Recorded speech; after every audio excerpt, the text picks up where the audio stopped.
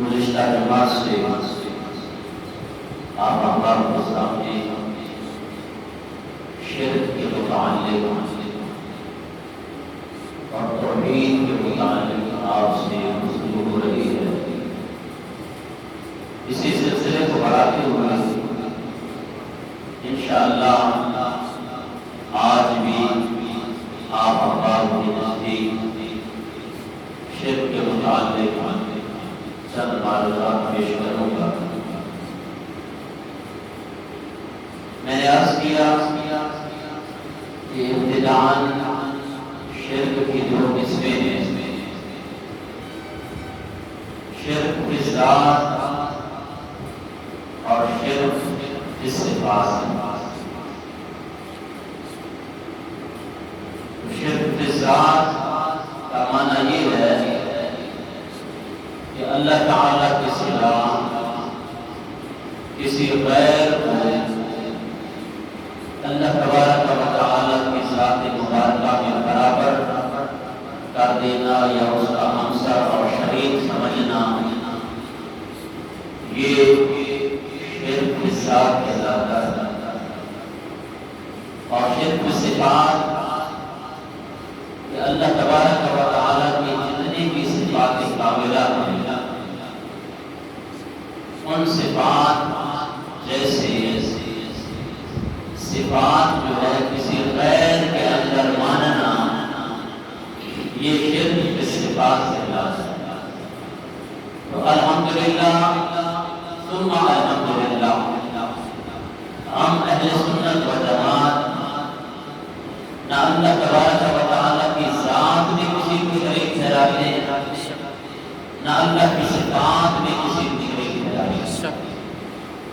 کیونکہ ہمارا عقیدہ ہے کہ اللہ کی نہ کوئی ذات میں شریک ہے نہ صفات میں شریک ہے۔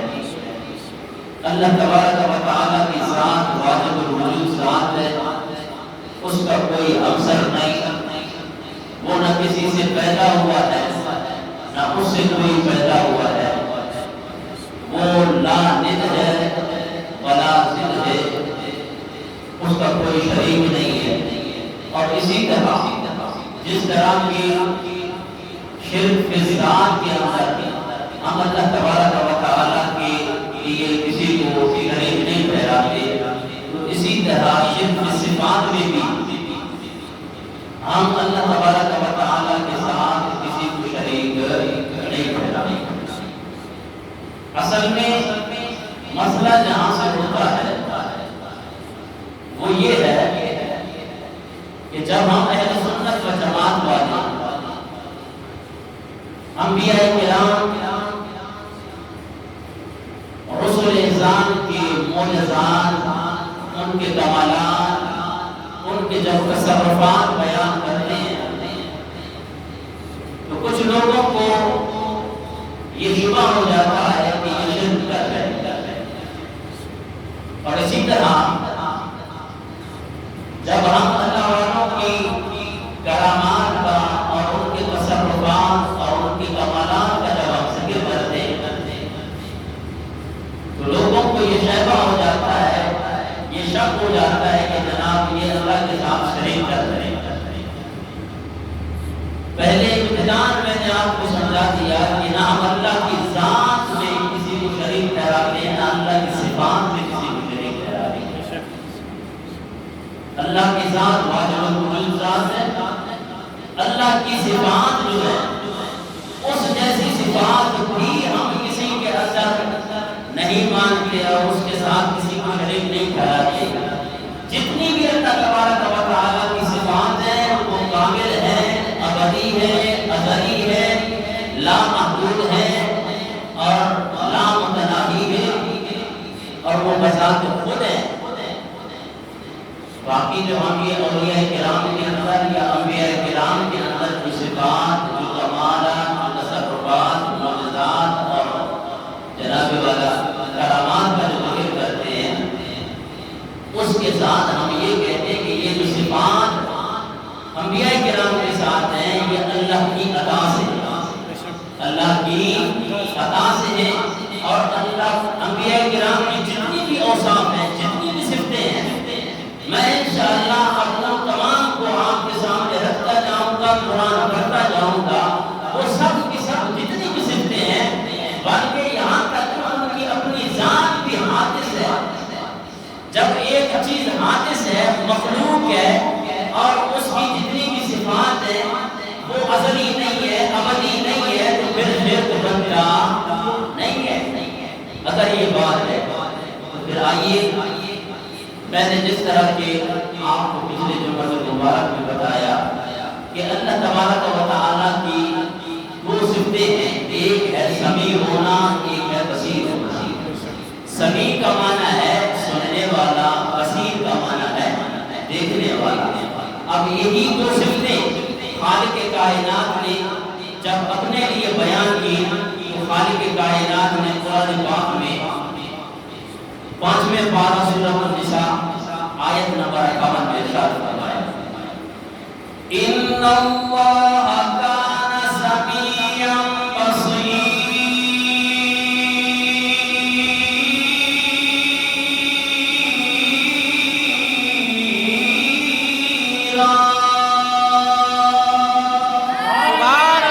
رب تعالیٰ نے 5واں پارہ سورۃ النساء آیت نمبر 58 میں ارشاد فرمایا، ان اللہ کان سمیعا بصیرا۔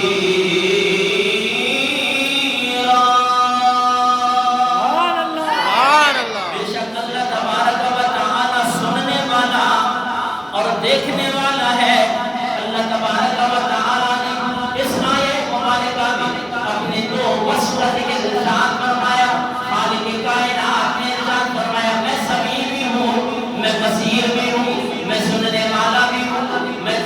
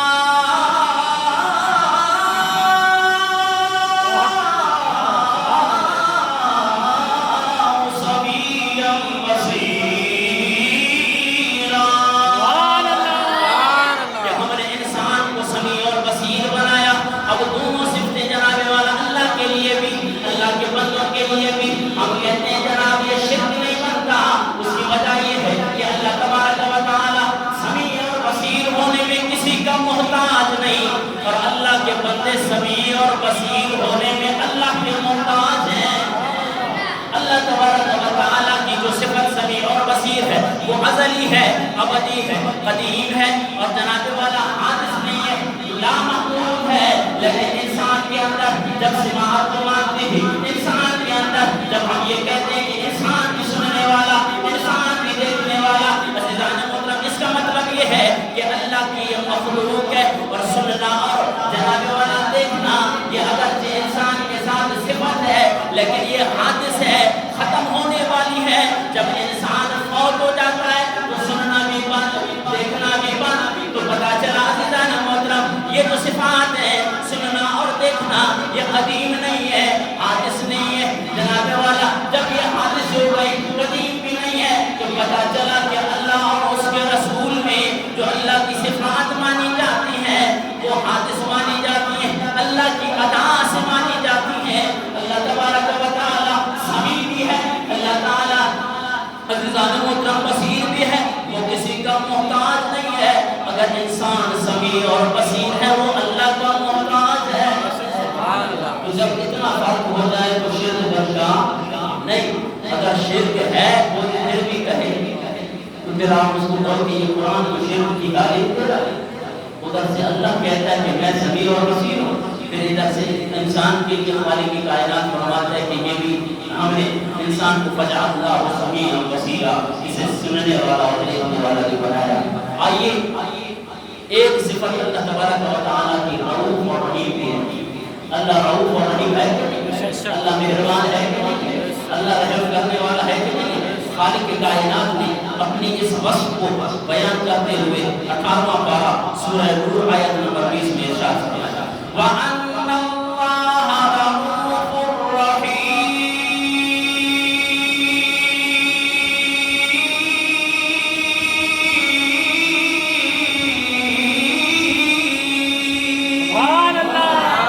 اس آیت مبارکہ میں خالق کائنات نے اپنی دو وصفیں بیان کی۔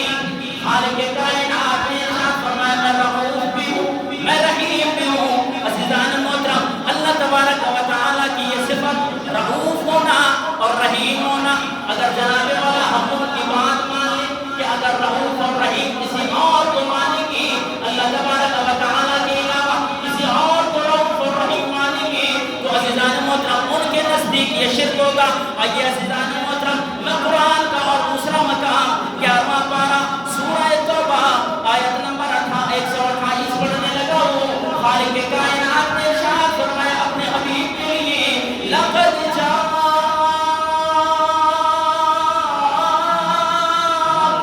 رسول من انفسکم عزیز علیہ ما عنتم حریص علیکم بالمؤمنین رؤوف رحیم۔ اس آیت مبارکہ میں خالق کائنات نے 11واں پارہ آیت نمبر 128 میں ارشاد فرمایا میں نے اپنے حبیب کو رؤوف اور رحیم بنایا۔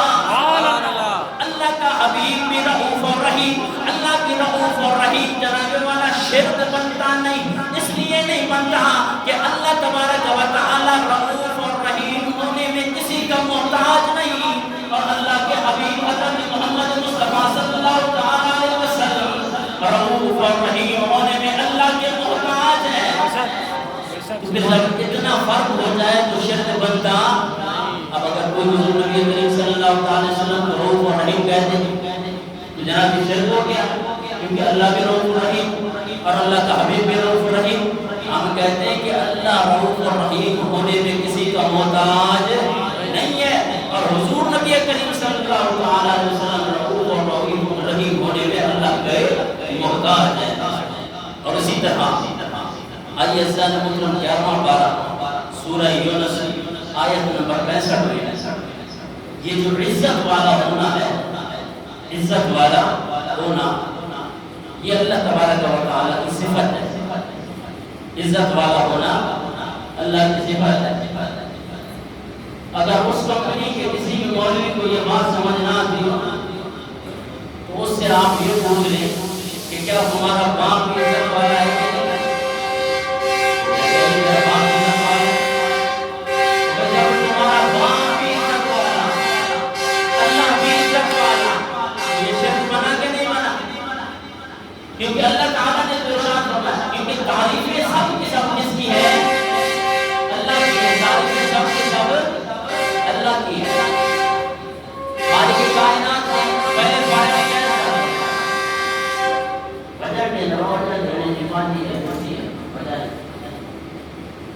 خالق کائنات میں ارشاد فرمایا الحمدللہ رب العالمین، تمام تعریفیں اللہ کے لیے ہیں، تمام تعریفیں۔ اور بھئی آپ کو ایمان اور عقیدہ ہے کہ نہیں؟ آپ اونچا بولیں گے، آپ کو بھی پتا ہو میں کسی پتھر کے سامنے بات نہیں کر رہا ہوں، کسی اور پتھر کے سامنے بات کروں وہ ہلے بھی نہیں۔ آپ ماشاءاللہ سمجھنے والے ہیں، آپ چیز کو سمجھتے ہیں۔ قرآن ایسے آج لوگوں نے قرآن پاک کے مفہوم کو بگاڑ کے جناب کسی مسلمان پر شرک کا فتویٰ ڈال دیا۔ مذہب پہ بندہ جا رہا ہے تو لگے بڑو شرک کر دو پوا، عرس پہ جا رہا ہے بڑو شرک کر دو پوا، جناب والا کوئی بھی دینی کام کے لیے ہمارا میلاد منا رہا ہے، شرک کر رہا ہے، تو شرک کی تعریف تو کرو نا، شرک کہتے کس کو ہے؟ اب میلاد منانا تو شرک ہے، میلاد تو کہتا ہے پیدائش کو، ہم حضور نبی کریم صلی اللہ علیہ وسلم کی پیدائش پہ خوشی کرتے ہیں، اللہ تو پیدا ہونے سے سبحان اللہ، بے شک اللہ کے لیے اگر میلاد بولو گے نا سب سے بڑے خوشی بتاؤ گے، اللہ نہ کسی سے پیدا ہوا ہے نہ اس سے کوئی پیدا ہوا ہے، واجب الوجود ذات ہے۔ ہم نبی کریم صلی اللہ علیہ وسلم کا میلاد کر کے اصل میں شرک کی جڑیں توڑ رہے ہیں۔ سبحان اللہ۔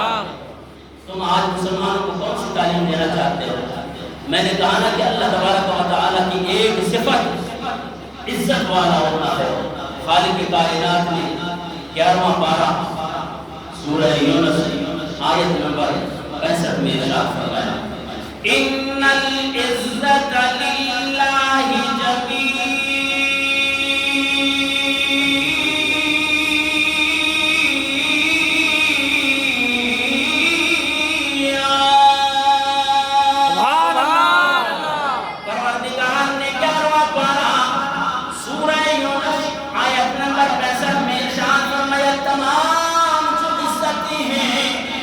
ساری خاص کی خاص وہ اللہ کے لیے ہے۔ خالق کائنات نے فرمایا ان العزت للہ جمیعا، سبحان اللہ۔ عزت والا ہونا یہ اللہ کی صفت ہے، اور یہ عزیزان محترم اللہ تبارک و تعالی نے یہی عزت والا جو صفت ہے یہ بندوں کے لیے بھی استعمال فرمائی۔ خالق کائنات نے عزیزان محترم 28واں پارہ سورہ منافقون آیت نمبر 8 میں ارشاد فرمایا وَلِلَّهِ الْعِزَّةُ وَلِرَسُولِهِ وَلِلْمُؤْمِنِينَ، سبحان اللہ۔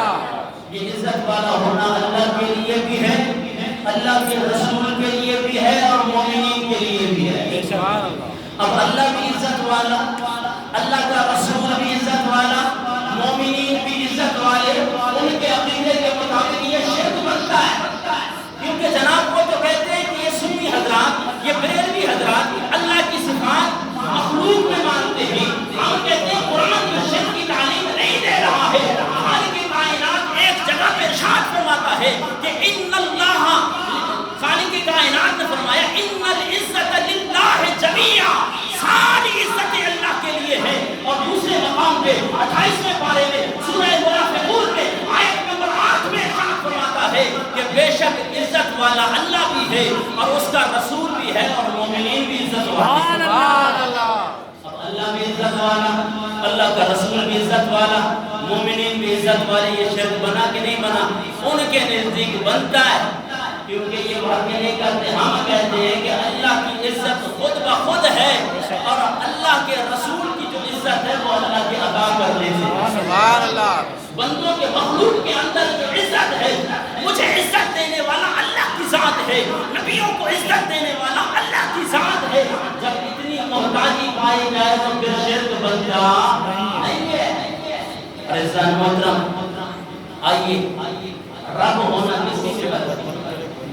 رب ہونا، پروردگار کون ہے بھائی؟ پالنے والا کون ہے؟ اونچا بولیں، اللہ ہے۔ پالنے والا کون ہے؟ اللہ۔ آواز کچھ بھی نہیں آ رہی، آپ کا ایمان اور عقیدہ نہیں ہے، بابا جو بنتے ہیں پالنے والا کون ہے؟ اللہ۔ پالنے والا کون ہے؟ اللہ۔ اب بھی آواز نہیں آ رہی ہے، حقیقی پالنے والا کون ہے؟ اللہ۔ اللہ۔ عربی میں اس کو کہتے ہیں ربنا، پالنے والا۔ اب اللہ رب ہے، اللہ حقیقی معنی میں پالنے والا ہے، لیکن اس کا مجازی معنی انسان کے لیے بھی استعمال ہوا ہے۔ اب دیکھیں اپنے لیے خالق کائنات نے رب ہونے کے لیے ارشاد فرمایا الحمدللہ رب العالمین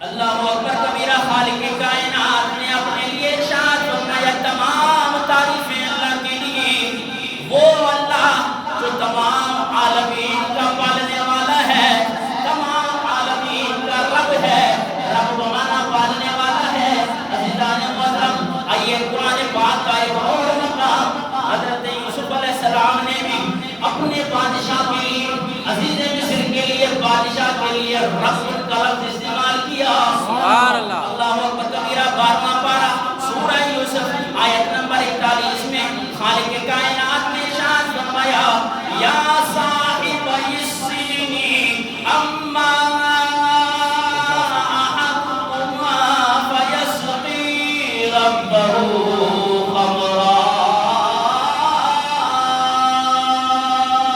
سبحان اللہ سبحان اللہ کی آواز بہت کم ہے سبحان اللہ آپ کی عادت بن گئی کیونکہ لاکھ